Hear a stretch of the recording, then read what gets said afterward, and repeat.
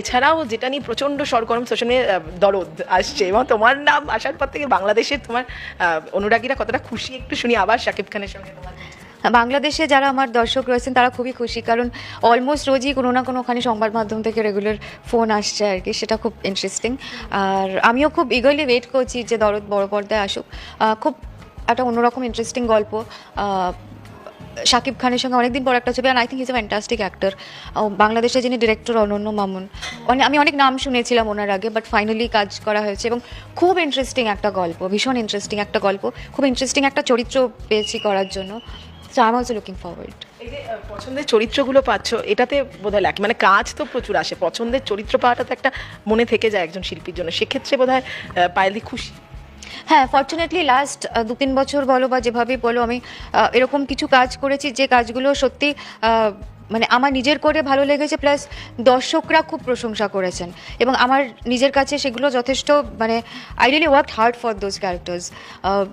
সেটা আমার মনে হয় যে it's an added advantage to an actor, কারণ এটা না সবসময় হয় না যে আমার প্রত্যেকটা জিনিস খুব এক জায়গায় হয়েছে, দারুণ একটা ছবি, দারুণ ডিরেক্টর এবং দারুণ একটা চরিত্র, এই তিনটে জিনিস এক জায়গায় সবসময় হয় না আর কি।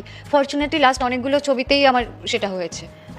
এত দিন বাদে আবার শাকিব ভাইয়ের সঙ্গে যেহেতু কাজ, পরিবর্তন দেখলে কোনো মানুষের মধ্যে প্রচুর ওয়েট লুজ করেছেন, মানে he is looking low, obviously যেটা হয় ওয়েট লুজ করলে তো অনেকটা ইয়াং লাগে।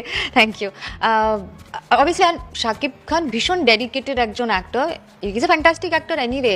মানে আর ওকে না আমি দেখতাম যে ডিরেক্টর যখন বোঝাতেন, মানে একটা জাস্ট শর্ট একবার বুঝিয়ে একবার রিহার্সাল দিয়ে হি ইজ রেডি, মানে ভীষণই ভালো অ্যাক্টর, মানে গ্রাসপিং পাওয়ারটা ভীষণ বেশি, and he is a superstar, সেটা তো বলাই বাহুল্য, আলাদা করে আর আমি কি বলবো। একদম, তো দর্শকরা তো অপেক্ষা করেই আছেন, কিন্তু আপাতত আর কি কি কাজ আসছে পায়েলদি তোমার, মানে এই যে আবার অরণ্যে বলছি, আবার অরণ্যে দিনরাত্রি রিলিজ করছে, দরদ সামনে, আর কি কি আছে পাইপলাইনে?